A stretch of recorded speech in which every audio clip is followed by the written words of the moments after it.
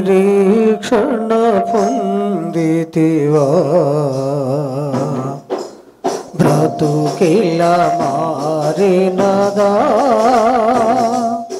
నీ భారం తీరునదా రక్షణ పొందితివా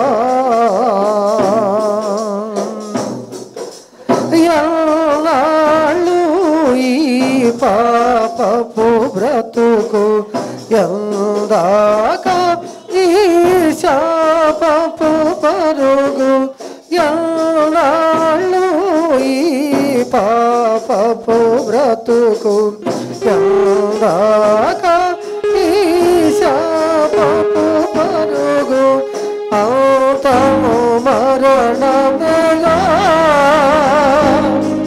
నీ అంతము నరకమేగా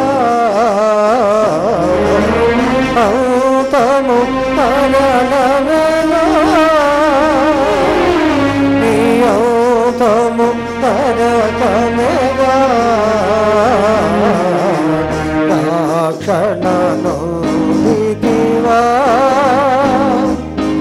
నిరీక్షణ పొందితివా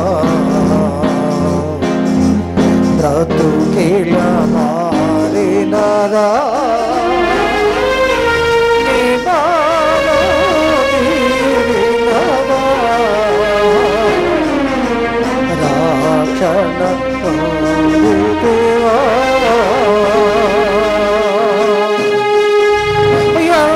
ఎన్నాళ్ళుగా ప్రభు ఎదిరించెదము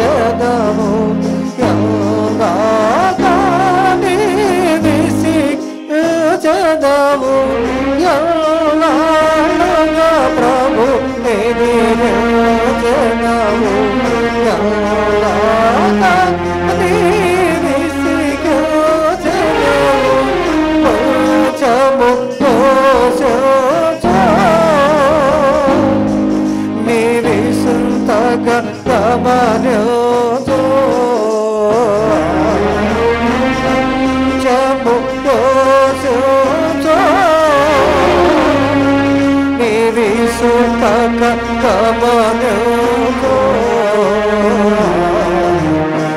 రక్షణను దిగివా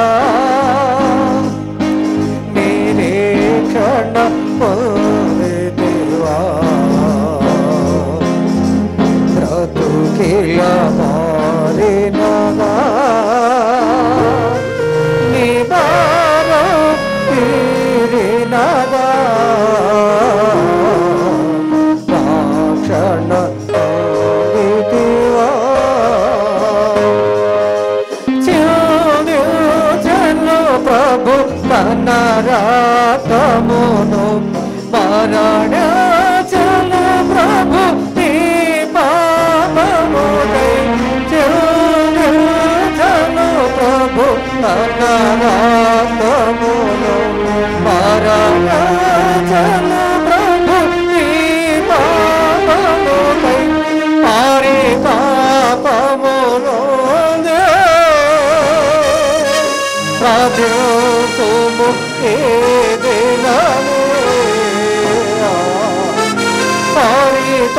పరితాపమును ప్రార్థించుము ఏ దినము రక్షణ పొందితివా నిరీక్షణ పొందితివా బ్రతుకిల మారినదా నీ భారం తీరినదా రక్షణను దిగివా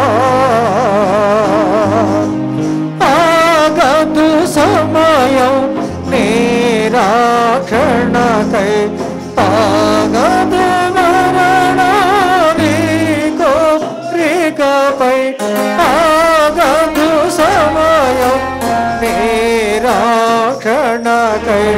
ఆగదు మరణాని కోరికపై అనువధు సమయమిదే నిరాక్షణ సుదినమిదే అనువధు సమయమిదే నిరాక్షణ సుదినమిదే రాక్షణను దితివా నిరీక్షణ దితివా బ్రతుకిల మారిన నివారతి తినగా రాక్షణ దితివా. మరియు మన ప్రియులు దేవుని సేవకులు విజయవాడ నుండి వచ్చిన శాంసన్ అన్న గారు వేదికను అలంకరించాలని మనం చేస్తా ఉన్నాం. వేది మీదకి రావాలి. అలాగే ఒంగోలు నుండి వచ్చిన మన ప్రియులు పెద్దలు ప్రభాకర్ అన్న గారు ప్రార్థన చేస్తారు. మన ప్రియులు ప్రభాకర్ అన్న గారు ప్రార్థనలో నడిపిస్తారు. ఆ తర్వాత దేవుని సేవకులు విజయవాడ నుండి వచ్చిన మమ్మల్ని మిక్కిలిగా ప్రేమించిన మా ప్రియ పరలోకపు తండ్రి, మహోన్నతుడుగు మా దేవ, మా రక్షణకర్త అయిన యేసు ప్రభు వారి శ్రేష్టమైన నామములో మీకు వందనాలు స్తోత్రాలు చెల్లిస్తున్నాము నాయన. 24వ సంవత్సరంలో ప్రారంభింపచేసి 17 దినాలు గడిచిపోయాయి. 18వ దినంలో ప్రవేశింపచేశారు. మీకు స్తోత్రాలు. మా తండ్రి, ముందుగానే మీ స్వరక్తమిచ్చి సంపాదించిన సంఘమును ఈ ఎన్టీఆర్ నగర్లో మీరు ఏర్పరచుకున్నారు. మీకు స్తోత్రాలు. సంఘమును గత దినాలన్నిటిలో మీరు పెంచి పోషించుతున్నందుకై మీకు వందనాలు స్తోత్రాలు చెల్లిస్తున్నాం. బాధ్యత కలిగిన పెద్దలను బట్టి, దాసులను బట్టి, ప్రియులందరినీ బట్టి మీకు వందనాలు స్తోత్రాలు చెల్లిస్తున్నాము నాయన. అలాగా గత దినాలన్నిటినీ మీరు కాపాడినందుకై స్తోత్రాలు చెల్లిస్తూ, నూతన సంవత్సరంలో నూతన సంగతులు ఇప్పుడు మేము విన్నట్టుగా మా ప్రభువా, సంవత్సరాలు జరుగుతుండగా నీ కార్యాలను నూతన పరుచుకోవాలని ఆశించి కూడికల కొరకై ప్రార్థన చేయగా ఈ 3 దినాలు మీరు అనుగ్రహించినందుకై మీకు స్తోత్రాలు చెల్లిస్తున్నాం. మొదటి దినములో ప్రవేశం అనుగ్రహించి మొదటి కూడికలో మీ దాసుని నిలబెట్టి శ్రేష్టమైన సంగతులు మా గమనమునకు తీసుకుని వచ్చారు. మీకు స్తోత్రాలు. నామెన మేము క్రీస్తునందు ఉన్నామని, క్రీస్తునందున్న వారికి ఏ శిక్షా విధి లేదని, మరణము పొందినా తిరిగి లేస్తామని, నిలిచి ఉన్న మేము మార్చబడతామనే సంగతులు మరొకసారి జ్ఞాపకం చేశారు. మీకు స్తోత్రాలు చెల్లిస్తున్నాం.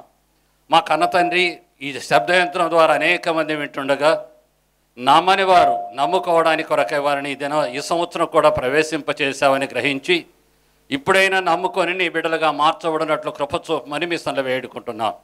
స్థానిక సంఘ ప్రియులు ఖర్చుపడుతున్నారు, ప్రయాసపడుతున్నారు. కొన్ని ఆత్మలైన రక్షణ పొందాలని వారు ఆశిస్తున్నారు నాయన. తగిన ప్రతిఫలం మీరు అనుగ్రహించమని మీ సన్నిధిలో వేడుకుంటున్నాం.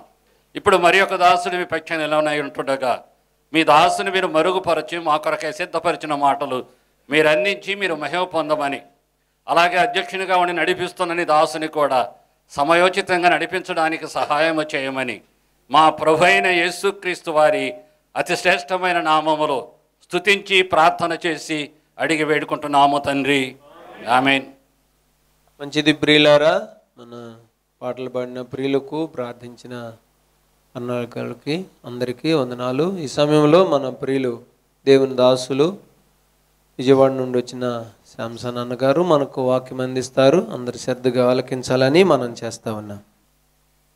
దేవునికి మొదటిగా కృతజ్ఞత స్తుతులు చెల్లిస్తున్నాను. దేవుడు మనకిచ్చిన సమయమును బట్టి దేవునికి స్తోత్రము తెలియజేస్తున్నాను. చేరువచ్చిన మీ అందరికీ ప్రభునామమందు వందనాలు తెలియజేస్తున్నాను. దైవ గ్రంథంలో నుంచి దేవుని వాక్యం చదువుకుందాం. యెషయా గ్రంథం 6వ అధ్యాయం 5, 6 వచనాలు చదువుదాం. నేను అపవిత్రమైన పెదవులు గలవాడను, అపవిత్రమైన పెదవులు గల జనముల మధ్యను నివసించువాడను. నేను నశించి తిని, రాజును సైన్యములకు అధిపతియునగు యెహోవాను నేను కన్నులారా చూచితిననుకొంటిని. అప్పుడు ఆ శరాపులలో ఒకడు తాను బలిపీఠము మీద నుండి కారుతో తీసిన నిప్పును చేత పట్టుకొని నా యొద్దకు ఎగిరి వచ్చి నా నోటికి దాన్ని తగిలించి, ఇది నీ పెదవులకు తగిలెను గనుక నీ పాపమునకు ప్రాయశ్చిత్తమాయను, నీ దోషము తొలగిపోయెను అనెను. ప్రియమైన సోదరి సోదరులారా, నా అంశం ఏంటంటే దేవుడు కట్టిన 7 బలిపీఠములు. దేవుడు కట్టిన 7 బలిపీఠములు. God builds 7 altars. దేవుడు కట్టిన 7 బలిపీఠములు. ఈ సబ్జెక్టు మీద మనం ఈరోజు ధ్యానం చేద్దాం. దైవ గ్రంథంలో కొన్ని సత్యాలు మనం నేర్చుకుందాం. హెబ్రీ పత్రిక 9వ అధ్యాయంలో 23వ వచనం చదవండి. హెబ్రీ పత్రిక 9:23. పరలోకమందున్న పోలిన వాటిని ఇట్టి బలుల వలన ఉండెను గాని పరలోక సంబంధమైన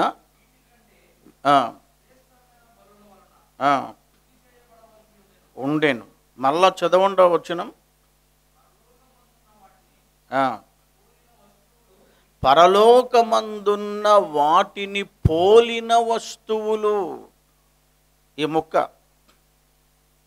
పరలోకమందున్న వాటిని పోలిన వస్తువులు అంటే, బలిపీఠము ఉన్నది అంటే దేవుని మందిరము ఉండాలి. దేవుని మందిరము లేకుండా బలిపీఠము లేదు, గంగాళము లేదు, అందులో ఉండవలసిన వస్తువులు లేవు. బలిపీఠం ఉన్నది అంటే అర్థం ఏంటి? దేవుని మందిరము ఉన్నది. పరలోకమందు దేవుని మందిరం ఉంది. పరలోకమందు దేవుని మందిరం ఉంది. ఆ మందిరాన్ని కట్టినవాడు దేవుడు. పరలోకమందు ప్రత్యక్షపు గుడారం ఉంది. పరలోకమందు దేవుని దేవాలయం ఉంది. పరలోకమందు దేవుని మందిరం ఉన్నది. ఆ మందిరములో బలిపీఠము ఉన్నదని. మరి పరలోకమున్న దేవుని మందిరాన్ని కట్టిందెవరు? నిర్గమకాండం 15:18. నిర్గమకాండం 15:18 చదవండి. నీ చేతులు స్థాపించిన పరిశుద్ధాలయము. మోషే ప్రజలు ఐగుప్తు నుండి విమోచించబడి ఎర్ర సముద్రమును దాటుచు వారు నిర్గమకాండం 15వ అధ్యాయంలో ఒక పాట పాడుకుంటూ, అది విజయగానము అంటారు. జయగానము, విజయగానము పాడుకుంటూ నిర్గమకాండం 15వ అధ్యాయం విమోచింపబడిన దేవుని ప్రజలు ఎర్ర సముద్రమును దాటి దేవుడు చేసిన అద్భుత కార్యమును గానము చేస్తూ పాడుకుంటూ ఉన్న ఆ పాటలో వారు వినియోగించిన మాట, దేవా నీ చేతులు స్థాపించిన పరిశుద్ధ ఆలయము.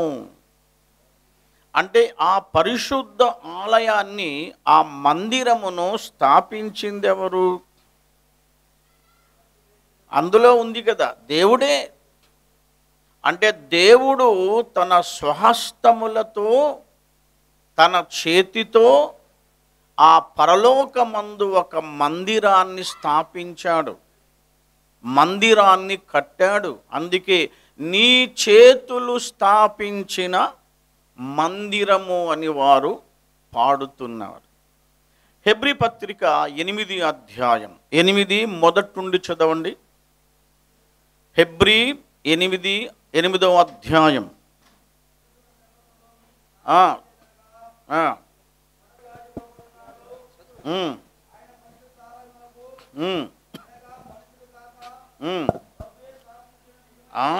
ఏమన్నాడు? ప్రభువే స్థాపించిన పరిశుద్ధాలయం.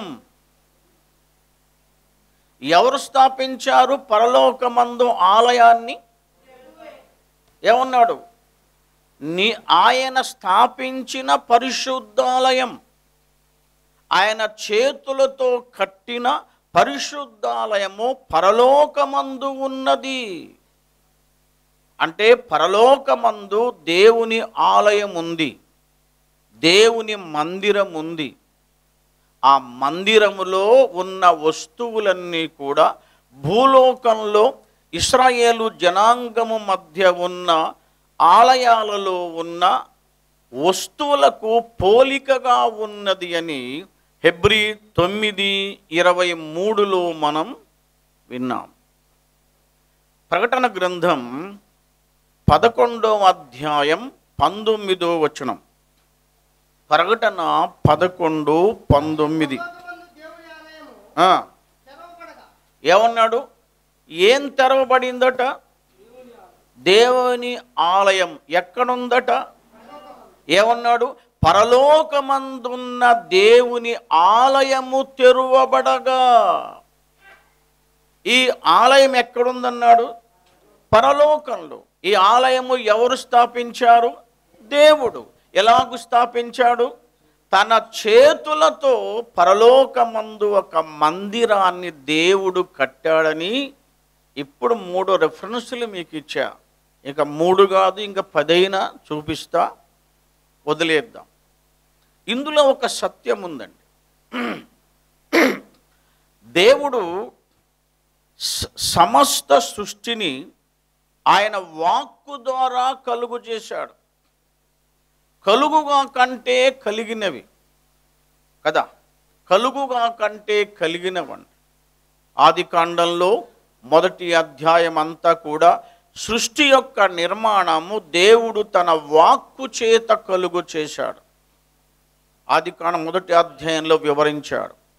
కీర్తన 33:6లో, హెబ్రీ పత్రిక 1:1-3లో, హెబ్రీ పత్రిక 11వ అధ్యాయం మొదటి 3 వచనాలలో దేవుడు తన మాట చేత సమస్త ప్రపంచమును నిర్మించెను, సర్వలోకమును నిర్మించెను, తన వాక్కు ద్వారా కలుగు చేసెను అన్నాడు. కానీ మానవుని సృజించే విషయంలో ఆదామా కలుగు అని అనలేదండి. వింటున్నారా? అన్నాడా? Never in the Bible. భూమి కలుగుగాక, సూర్యుడు కలుగుగాక, చంద్రుడు కలుగుగాక, అన్నీ కలిగినవి. Only by the word of God. It was all created by word of God. కానీ మానవుని కలుగు చేసే విషయంలో ఆదామా కలుగు, ఆదామా పుట్టు అనలేదు. ఏముంది వాక్యంలో? దేవుడు పరలోకము నుండి భూమి మీదకి వచ్చి నేల మీద కాలు మోపి చేయి చాపి మన్ను తీసుకొని ఆ మంటిని తన రూపములో తన పోలిక చొప్పున మానవుని ఆదామును తన చేతులతో చేశాడు. అవునా? బైబిల్లో ఉన్నది కదా. యోబు గ్రంథం 10:8లో యెషయా గ్రంథం 64:8-9-10 అన్నాడు, దేవా నీవు పరమ కుమ్మరివి, మేము మంటివారము, నీ చేతితో మమ్ము తయారు చేశావు అన్నాడు. ఆయన కుమ్మరిగా మన్ను తీసుకొని మనలను తయారు చేశాడు. ఆయన స్వహస్తముతో మనలను తయారు చేసినట్లు వాక్యంలో చూస్తున్నాం. ఎఫెసీ పత్రిక 2:10 కూడా అన్నాడు, మేము నీ చేతి పని అయి ఉన్నాము. ఎఫెసీ 2:10 మేము నీ చేతి పని అయి ఉన్నాము అన్నాడు. అంటే మానవుని సృజించే విషయంలో కూడా దేవుడు ఒక విశేషమైన స్థానాన్ని మానవునికి ఇస్తూ ఆయన స్వహస్తములతో స్థాపించిన సృజించిన ఆదాము చరిత్ర బైబిల్లో మనం వింటున్నాం. అదే రీతిగా ఆయన స్వహస్తములతో ఆయన చేతితో కట్టిన స్థాపించిన మందిరము పరలోకమందు ఉన్నది అని మీకు కొన్ని వచనాలు బైబిల్లో చూపించాం. ఆ పరలోకంలో 3 భాగాల మందిరం ఉంది. అది ప్రత్యక్షపు గుడారమని కూడా ప్రకటన గ్రంథంలో వివరించాడు చాలా సందర్భాలలో. మొదటి భాగాన్ని ఆవరణం అంటారు. అందులో ప్రవేశించగానే బలిపీఠం ఉంది. ఆ బలిపీఠం దాటి ముందుకు పోగానే ఇత్తడి గంగాళం ఉంటుంది. అది దాటి తెర దాటి లోపలికి పోతే రెండో భాగాన్ని పరిశుద్ధ స్థలం అంటారు. అందులో 3 భాగాలు, 3 వస్తువులు ఉన్నాయి. బంగారు దీప వృక్షము, సముఖపు రొట్టెల బల్ల, ధూప వేదిక ఉన్నాయి. ఆ తెర దాటి అద్దరికి అవతలికి పోతే 3వ భాగాన్ని అతి పరిశుద్ధ స్థలం అంటారు. ఆ అతి పరిశుద్ధ స్థలంలో ఒకే ఒక వస్తువు, దేవుని నిబంధన మందసము ఉంటుందండి. ఇప్పుడు ప్రకటన గ్రంథం 11:19 చదవండి. మరియు పరలోకమందు దేవుని ఆలయం అంటే పరలోకమందు దేవుని మందిరం ఉంది. తెరవబడగా దేవుని నిబంధన మందసం ఆయన ఆలయములో నాకు కనబడెను. ఏం కనబడింది? దేవుని మందసం. ఎవరికి కనబడింది? యోహానుకి. ఎక్కడ? పరలోకమందు. మరి దేవుని నిబంధన మందసం ఉండే ఆ మందిరంలో ఎక్కడ ఉంటుంది? ఏ భాగంలో? ఇప్పుడు చెప్పాను కదా, మందసం ఉండేది ఎన్నో భాగం? 3వ భాగం. ఆ 3వ భాగములో ఉన్న మందసము మందిరములో ఉన్నది అని యోహాను చూచి ప్రకటన గ్రంథంలో వివరిస్తున్నాడు. కనుక దేవుని మందిరం ఉన్నది పరలోకమందు. అది కట్టినవాడు దేవుడు. అందులో మందిరము ఉన్నది అంటే మొదట ఉండే వస్తువేంటి? ఏంటది? బలిపీఠం. మొదట ఉండే వస్తువు బలిపీఠం. ఈ బలిపీఠం ఎక్కడ ఉంటుంది? ఆ ప్రత్యక్షపు గుడారములో లేక దేవుని మందిరంలో మొదటి భాగాన్ని ఆవరణం అంటారు. ఆవరణములో మొదట ఉండే వస్తువు బలిపీఠం. ఆ బలిపీఠమే మనం యెషయా గ్రంథం 6:6 చూచాం. యెషయా దర్శనం చూస్తుండగా పరలోకానికి ఎక్కిపోయాడు. పరలోకానికి ఎక్కిపోయిన యెషయా, అయ్యా నేను అపవిత్రమైన వాడను అన్నప్పుడు ఆ దూతల్లో ఒక దూత ఏం చేశాడు? బలిపీఠము మీదనున్న నిప్పు తీసుకొని వచ్చి నా పెదవులకు తగిలించగా నేను పవిత్రుడయ్యాను అన్నాడు. అంటే ఈ బలిపీఠం ఎక్కడుందన్నమాట? ఇది పరలోకమందున్న బలిపీఠం. యెషయా గ్రంథం 6 యెషయా పరలోకానికి ఎక్కిపోయాడు. అక్కడ ఎక్కినప్పుడు యెషయా దర్శనంలో చూస్తున్నప్పుడు పరలోకమందు దేవుని మందిరం ఉంది, దేవుని ఆలయం ఉంది. ఆ ఆలయములో ఏముందన్నాడు? బలిపీఠము ఉన్నది. ఈ బలిపీఠాన్ని ఎవరు కట్టారు? ఎవరని చెప్పాను? దేవుడే. నా అంశము ముందే చెప్పాను కదా, దేవుడు కట్టిన 7 బలిపీఠములు, అందులో మొదటిది పరలోకమందు దేవుని మందిరములో ఉన్న బలిపీఠం. ఆ బలిపీఠం మీద నిప్పులు ఉన్నవి. ఆ నిప్పు తీసుకుని వచ్చి యెషయా నోటికి తగిలించగా యెషయా పవిత్రమయ్యాడు, పరిశుద్ధుడయ్యాడని ఈ భాగంలో మనం చదువుకున్నాం. దేవుడు కట్టిన 7 బలిపీఠములలో మొదటిది పరలోకమందు ఉన్న బలిపీఠం. ఆ బలిపీఠము ద్వారా ప్రవక్త మలినము పోయింది, ప్రవక్తలో ఉన్న చెడుగు పోయింది, పాపము పోయింది. ఆ నిప్పు తగిలియగానే ఆ బలిపీఠము మీద ఉన్న నిప్పు తీసుకుని వచ్చి ప్రవక్త నోటికి తగిలించగానే అతని మలినము, పాపము, చెడుగు సమస్తము కూడా తొలగించబడి ప్రవక్త పరిశుద్ధుడు, పవిత్రుడు ఆయను అని మనం యెషయా గ్రంథం 6వ అధ్యాయంలో చదువుకున్నాం. ఇది మొదటి బలిపీఠం. ఈ బలిపీఠం పరలోకమందు ఉన్నది, పరలోకమందు దేవుని ఆలయములో ఉన్నది. ఆ బలిపీఠమును కట్టినవాడు దేవుడే. ఆయన స్వహస్తముతో ఆయన దానిని కట్టెను. రెండవది, దేవుడు కట్టిన రెండవ బలిపీఠం నిర్గమకాండము 30వ అధ్యాయం 1వ వచనం చదవండి. నిర్గమకాండం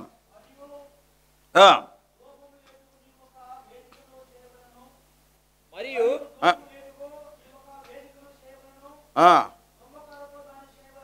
ఇక్కడ ఏం చెప్పాడంటే, మరియు ధూపవేదిక అని తెలుగులో ఉన్న ఈ మాట ద ఆల్టర్ ఆఫ్ ఇన్సెన్స్ అని ఉంటుందండి. ఆల్టర్ అంటే కట్టబడిన పీఠము అని అర్థం. కానీ తెలుగులో ధూపవేదిక అని ఉంటుంది. 30వ అధ్యాయం నిర్గమకాండం 1లో చూచాం. 37వ అధ్యాయం 25లో కూడా అదే మాట వ్రాసాడు. ధూపవేదిక అనే ఆ వస్తువు, ఆ పీఠమును కూడా కట్టినవాడు దేవుడు. తెలుగులో మాత్రం ధూపవేదిక అని ఉంటుంది. ఇంగ్లీషులో the altar of the incense అని ఉంటుందండి. అది కూడా ఆల్టరే. ఆల్టర్ అంటే బలిపీఠం అని అర్థం ఇంగ్లీష్లో. ధూపవేదిక కూడా ఇంగ్లీష్ భాషలో, ఇంగ్లీష్ తర్జుమాలో, ఇంగ్లీష్ బైబిల్లో ధూపపీఠము అని వ్రాయబడిందండి. ఈ ధూపపీఠాన్ని కట్టినవాడు కూడా దేవుడే. పరలోకమందున్న ప్రతి వస్తువు, ప్రతి భాగము, దేవుని మందిరములో ఉన్న ప్రతిదీ కూడా కట్టినవాడు, ఏర్పరచినవాడు, స్థాపించినవాడు దేవుడే.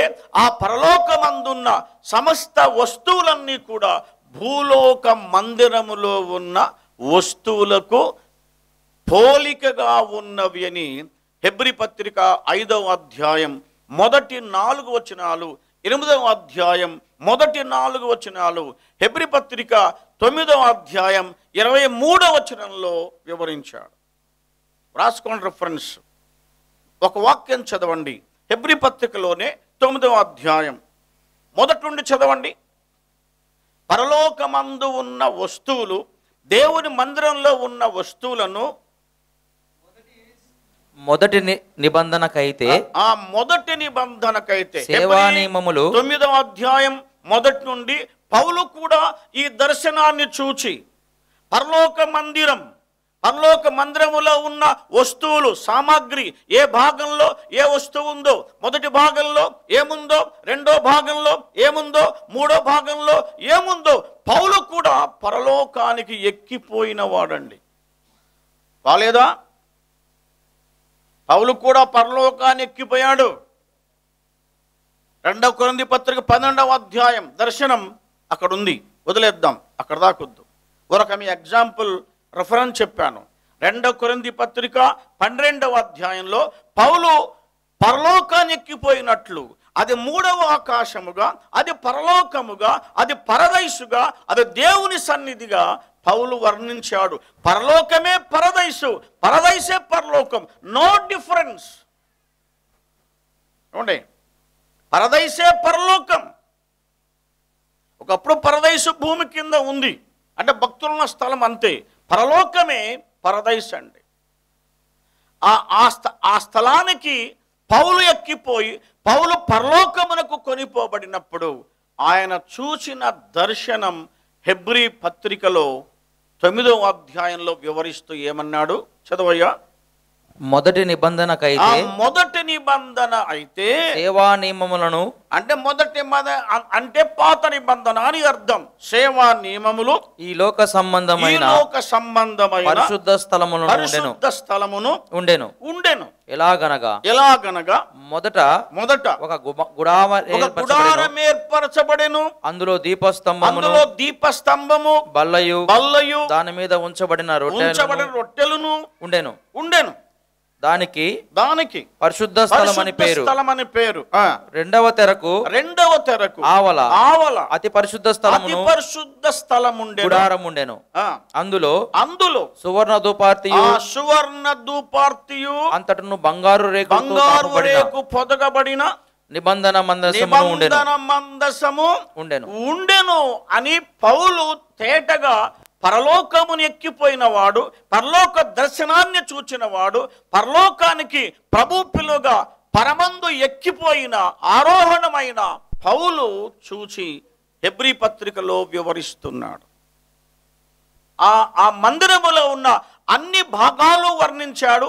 ఏ భాగంలో ఏ వస్తువు ఉన్నదో కూడా హెబ్రీ పత్రిక 9వ అధ్యాయంలో పౌలు వరుసగా వివరిస్తూ వచ్చాడు.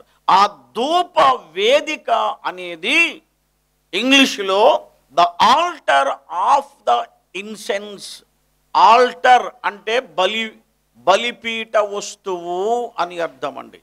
ధూప వేదిక కూడా ఆల్టర్గానే పోల్చబడింది. దేవుడితో తయారు చేయబడిన, దేవుడు స్వహస్తములతో తయారు చేయబడిన ఆ ధూప పీఠం చేసిన వాడు, పరలోకమందు ఉంచినవాడు దేవాతి దేవుడు అని మన వాక్యములో చూస్తున్నామండి. హెబ్రీ పత్రిక 9వ అధ్యాయంలో ఏ వస్తువు ఎక్కడ ఉన్నదో కూడా మన వాక్యములో చదివాం. మరి ఈ ధూపము, ఈ ధూప పేటిక, ఈ ధూప బల్ల దేనికి గుర్తు? ఎందుకు దేవుడు దానిని ఆ మందిరంలో ఏర్పాటు చేసి ఉంచాడంటే, ధూపము అంటే యాజకులు ఆ ధూపార్తి చేత పట్టుకొని అందులో కావలసిన వస్తువులు అమర్చుకొని ఆ దేవుడు సిద్ధపరచిన, దేవుడు చేసిన ఆ ధూప పీఠము మీద ధూపము వేసే వాడుక పాత నిబంధనలో దేవుడు ఏర్పాటు చేశాడు. ధూప పీఠం అంటే ప్రార్థనా జీవితానికి గుర్తండి. ధూపము దేనికి గుర్తు? ప్రార్థనా జీవితం. చూడండి, ప్రకటన గ్రంథం 8వ అధ్యాయం 3 చదవండి. ప్రకటన 8:3. మరియు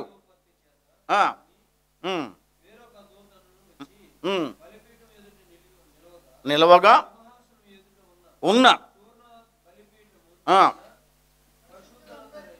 ఏమన్నాడు? మళ్ళా చదవండి.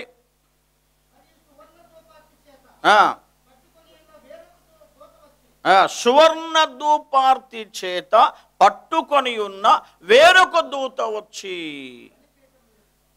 ఏమన్నాడు?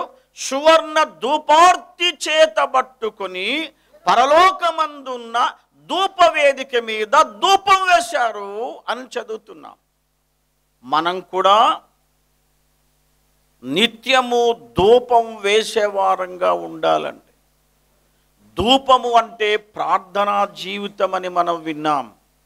141వ కీర్తన వచనం 2 చూడండి ఏమన్నాడో. 141:2 దొరికిందా?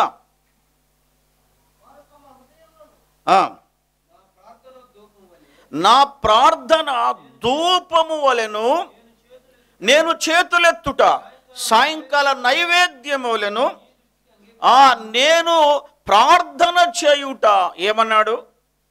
ధూపము. ప్రార్థనా ధూపము.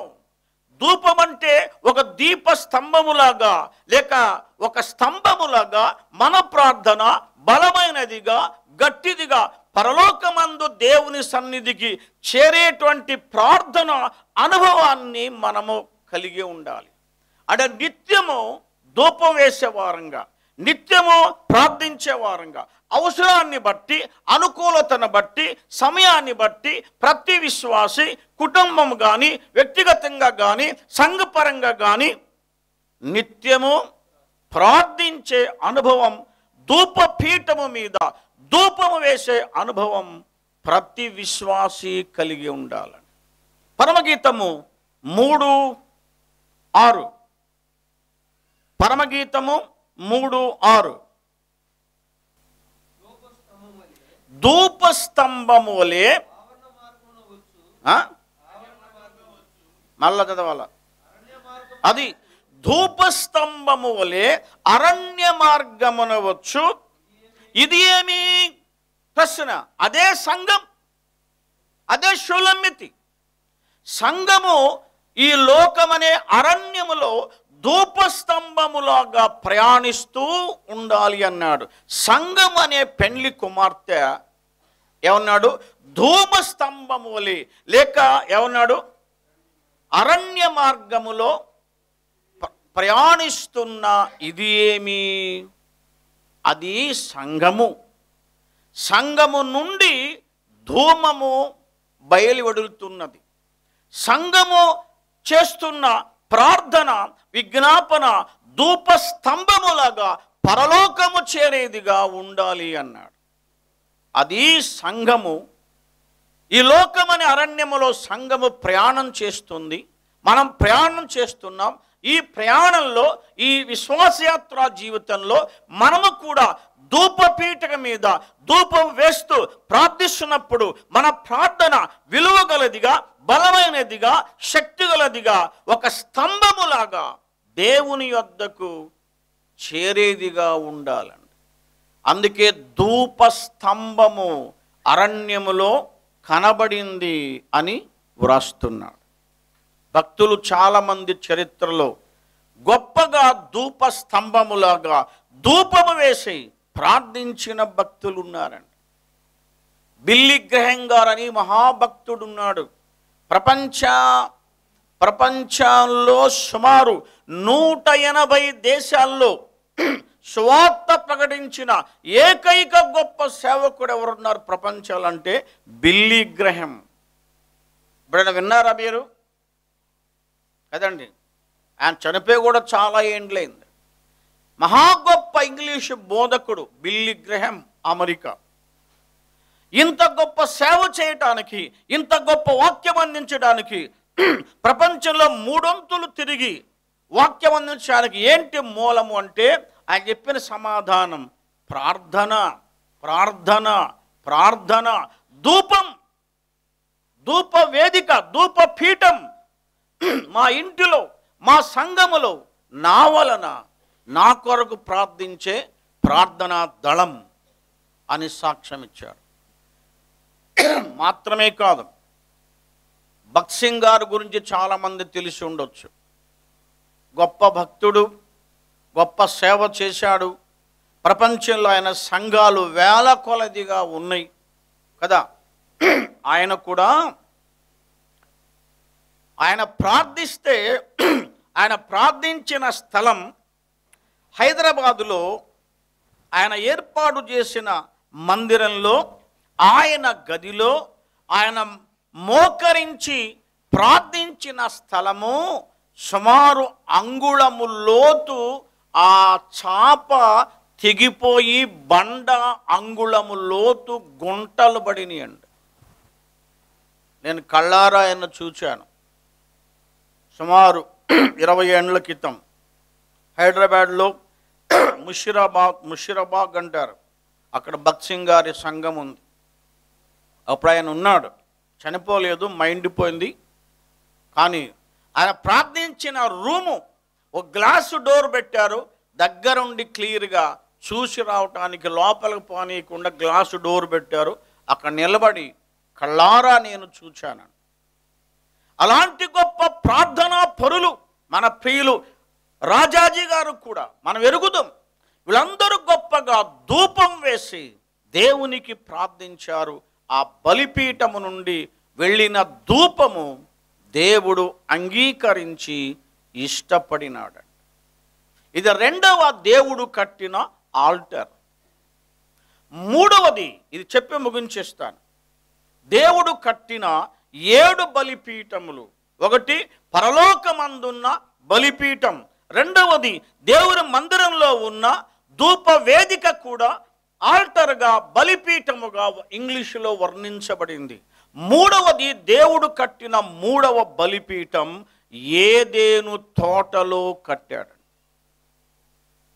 ఏదేను తోటలో మొదట బలిపీఠము కట్టినవాడు, బలర్పించిన వాడు, మొదట యాజకుడు, మొదట యాజకత్వము చేసిన వాడు దేవుడే. ఎందుకు దేవుడు ఏదేను తోటలో బలిపీఠం కట్టాడు? అవ్వ ఆదాములు తప్పు చేశారు, పాపం చేశారు, అతిక్రమించారు, వద్దన్న పని చేశారు. కానీ దేవుడు అడిగినప్పుడు, ఆదామా తిన్నావా అంటే, నేను తప్పు చేశానయ్యా, తిన్నానయ్యా, క్షమించు తండ్రి అనే మాట ఆదాము నోట రాలేదండి. ఏమంటే, నీవు నాకు ఇచ్చిన ఈ స్త్రీ, ఆమె తిని నాకు ఇచ్చింది, నేనే తిన్నానని భార్య మీద దోశాడు, అవ్వ మీద దోశాడు. ఏ అవ్వమ్మ అంటే, అవి నేనేం కాదండి, ఈ సర్పము నన్ను మోసగించి నాకు ఇచ్చింది, నేను తిన్నాను అన్నది. కానీ నేను తప్పు చేశాను తండ్రి, అతిక్రమించాను, అవిధేయురాలను అయ్యాను, పండు తీసుకొని నేను తిని నా భర్తకిచ్చా, తప్పు నాది, నన్ను క్షమించు అని అవ్వమ్మ అనలేదు. ఆదాము కూడా నన్ను క్షమించు దేవా అని ఆదాము కూడా క్షమాపణ అడగలేదండి. అందువలన దేవుని యొక్క విశేషమైన ఒక ప్రణాళిక ఉంది. ఆ ప్రణాళిక ఏంటంటే, రక్తము చిందించకుండా పాప క్షమాపణ కలుగుదు అనే ఒక సత్యమును, నిబంధనను దేవుడు స్థాపించుట కొరకు బలియాగము ద్వారా, బలిపీఠము ద్వారా అర్పించిన ఆ బలి పశువును బట్టి, ఆ బలి పశువు చిందించిన రక్తమును బట్టి, ఆ రక్తము చిందించబడుట ద్వారా మానవునికి పాప పరిహారం కలుగు చేయాలని, మానవుని పాపాన్ని క్షమించాలని ఒక ఏర్పాటు దేవుని ప్రణాళికలో ఉన్నది. ఆ ప్రణాళికలో ఉన్న ఆ బలి పశువు అంటే దేవుని చిత్తములో, దేవుని మనసులో, దేవుని ఏర్పాటులో, దేవుని ప్రీ ప్లానింగ్లో ఉన్న ఆ బలి పశువు ప్రభు అయిన క్రీస్తు. తండ్రి చిత్తములో ఆ పశువు ఉన్నది, తండ్రి ప్రణాళికలో యేసు ప్రభు ఉన్నాడు. అందువల్ల భవిష్యత్ కాలంలో, రాబో కాలంలో ఒక సత్యమును స్థాపించడానికి, రక్తము చిందించే కార్యక్రమం ఏర్పాటు చేయటానికి ఒక బలిపీఠము కట్టి, బలి పశువు వధించబడిన ఆ బలి పశువు రక్తము ద్వారా పాప పరిహారం కలుగు చేసే ప్రణాళిక దేవునిలో ఉండి, దేవుడు వారిద్దరూ చేసిన పాపానికి పరిహారము కలుగు చేసే ప్రణాళిక దేవుని మనసులో ఉంచి రక్తము చిందించాలి. చదువుతారు హెబ్రీ 9:22. ఇది దేవుని యొక్క నిబంధన, దేవుని యొక్క ప్రణాళిక, దేవుని యొక్క ఉద్దేశం. The pre planning of God, it should be shed the blood for the sake of the world. Hebrew 9:22.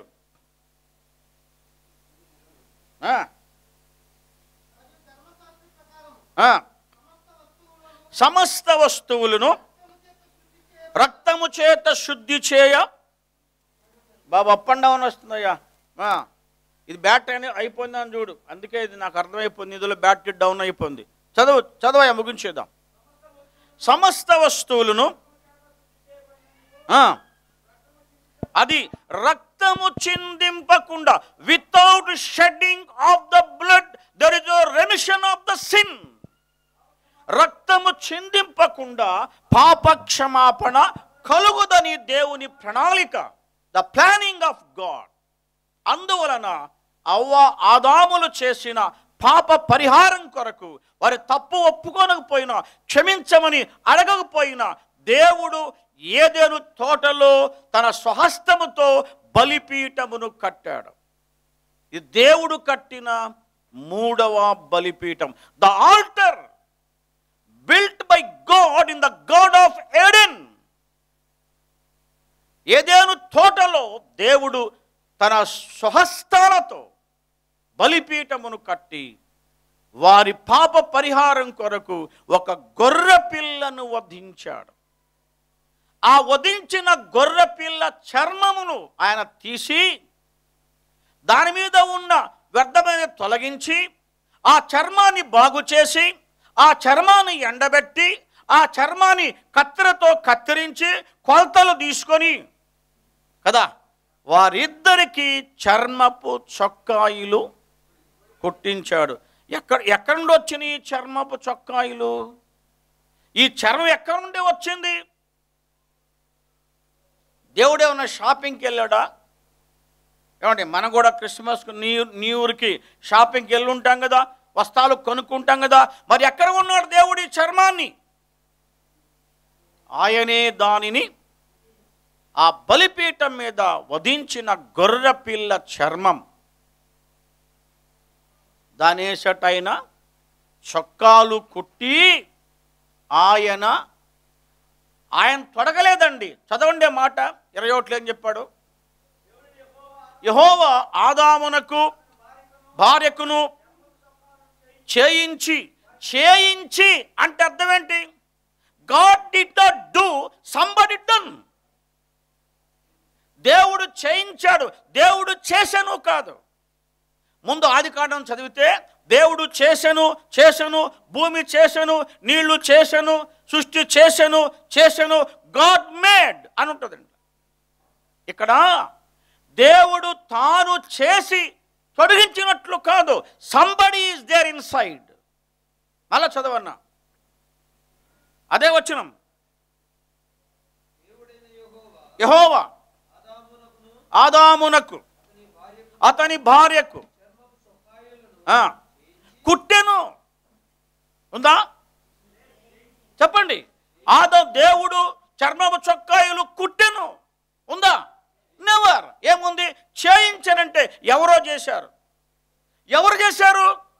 ప్రభువైన క్రీస్తు తన కుమారుని బలియాగము ద్వారా, తన కుమారుని యొక్క మరణము ద్వారా ఆయన శరీరము, ఆయన దేహమంతా చీల్చబడి, దున్నబడి, కొట్టబడి, క్రొడా దెబ్బలు భరించి, ముఖం మీద ఉమ్మిని సహించి, సమస్తము భరించి, ఆ శిలువల మేకులతో కొట్టబడి, ఎండిపోయి, కరిగిపోయి, చెల్ల పెంకోలే అయిపోయిన తన కుమారుని యొక్క ఆ బలియాగం, ఆ చర్మము, ఆ స్వరూపము, సొగసు పోగొట్టుకునుట ద్వారా మనకు భవిష్యత్ కాలంలో లోకానికి రక్షణ కలుగు చేయటం కోసం తన కుమారుని ద్వారా చేయించాడు. దేవుడు చేసెను కాదు. వాక్యం బాగా చదవండి. దేవుడు చేయించెను. ఎవరు చేశారు? కుమారుడు. చేయమందెవరు? చెప్పండి. తండ్రి. కుట్టిందెవరు? కుమారుడు. ఎట్లా కుట్టాడు? తన శరీరం, తన చర్మం బలిగా అర్పించడం ద్వారా మనకు ఆ కార్యం చేయాలని దేవుని ఏర్పాటు. మళ్ళా చదవండి బ్రదర్, అదే వచనం. యెహోవా అతని భార్యకు చర్మపు చొక్కాయలు చేయించి తొడిగించెను. అంటే తాను తొడగలేదు. We should study every word. There is something in the Bible. ప్రతి ముక్క ఆలోచించి ధ్యానం చేసి అందులో పాఠం దొరుకుతుందండి. దేవుడు చేయించాడు, దేవుడు తొడిగించాడు, దేవుడు తొడగలేదు సుమా. ఉంటున్నారా? చేయించింది దేవుడు, తొడిగింది మరొకరు. చేసినవాడు ప్రభువైన క్రీస్తు, తొడిగినవాడు కూడా ప్రభువైన క్రీస్తే. దేవుడు తొడిగించెను అంటే ఆ చొక్కాలు దేవుడు తొడగలేదన్నమాట. చిన్నపిల్లప్పుడు మన బిడ్డలకు స్నానం చేసి బట్టలు వస్త్రాలు తొడిగించి కాన్వెంట్కి పంపిస్తాం కదా, అవునా? అది ఎవరో కుట్టిన దర్జీ కుట్టాడు. ఇప్పుడు ఆ దర్జీ యేసు ప్రభువే, ఆ టైలర్ యేసు ప్రభువే. ఆయన దగ్గర మిషన్ ఉంది, ఆయన దగ్గర కత్తెర ఉంది, ఆయన దగ్గర సూది ఉంది, ఆయన దగ్గర దారం ఉంది. మిషన్ ఎక్కాడు, కొలతలు తీసుకున్నాడు. ఆయన చర్మము బలియాగం ద్వారా వారిద్దరికీ చొక్కాలు గుట్టి యేసయ్య తొడిగాడు. తొడిగించమన్నది, తొడగమన్నది ఎవరు చెప్పండి? తండ్రి. తొడిగింది ఎవరు? కుమారుడైన క్రీస్తు. చేయమన్నది ఎవరు? తండ్రి అయిన దేవుడు. చేసింది ఎవరు? కుమారుడైన క్రీస్తు. అవ్వ ఆదాముల యొక్క పాప పరిహారం కొరకు దేవుడు ఏదేను తోటలో బలిపీఠము కట్టాడు. నాకు ఇచ్చిన టైం అయింది, లంచ్ టైం అవుతుంది. దేవుడు కట్టిన 7 బలిపీఠములు, ఇది నా సబ్జెక్టు. 3 వివరించాను. The altar in heaven, the altar of the incense, the altar in the garden of Aiden.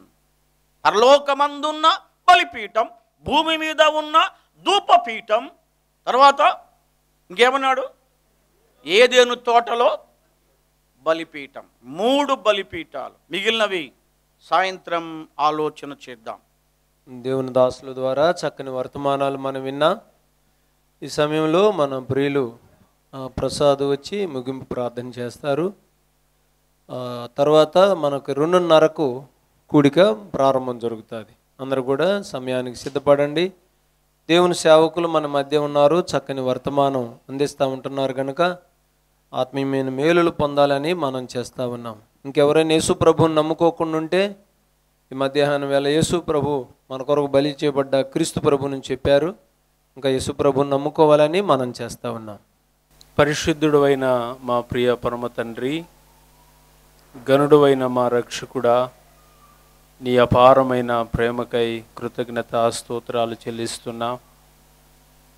అయినా ప్రార్థించి ఆశించిన మేరకు ఈ 3 దినాలను ఈవిగా మీరు అనుగ్రహించి, మరి నాయనా ఈ సంఘం ద్వారా మీరు జరిగిస్తున్న ఈ ప్రత్యేకమైన కూడికలను బట్టి మిమ్మల్ని స్తుతిస్తున్నాం. ఈ ప్రారంభ దినములో ఉదయకాల సమయంలో మీ దాసులను మీరు తీసుకొని వచ్చి మీ ఆత్మ ద్వారా నింపి సంఘానికి చేరువచ్చిన మాకు, సమాజానికి అవసరమైన సంగతులు మీరు వివరించారు. మీకు స్తోత్రాలు. ఇంకా మీ దాసులను బలపరచండి. మధ్యాహ్నం మా ముందున్న మరొక 2 దినాలలో కూడా మీ దాసులను బలపరిచి తేటైన మీ మాటలు అనుగ్రహించమని ప్రార్థన చేస్తూ, నైనా ఇంతవరకు మీరు చేసిన ప్రతి మేళ్ళకై మీకు స్తోత్రాలు. ప్రకటించబడిన మీ మాటలు వ్యర్థం కాకుండా ఫలింపచేయండి. రక్షణ లేని వారికి రక్షణ భాగ్యాన్ని మీరు అనుగ్రహించి మహిమ పొందమని, మధ్యాహ్నపు కూడికకు మమ్మల్ని సిద్ధపరచమని యేసు ప్రభు నామములోనే ప్రార్థించి వేడుకొనుచున్నాము తండ్రి. ఆమేన్.